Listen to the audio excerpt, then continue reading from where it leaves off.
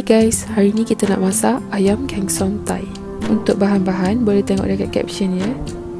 Mula-mula panaskan sedikit minyak dalam kuali. Masukkan sedikit belacan untuk rasa yang umami. Kemudian masukkan bawang dan gaulkan hingga naik bau. Masukkan serai, lengkuas dan bawang putih. Seterusnya masukkan daun kunyit dan kacau sebati. Masukkan cili merah, cili hijau dan cili padi. Gaulkan hingga semuanya sebati dan wangi.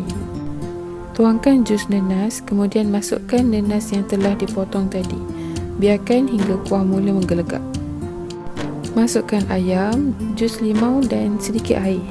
Tutup kuali supaya ayam masak dengan sempurna. Bila dah masak, buka penutup dan perasakan dengan garam, gula dan sedikit serbuk perasa.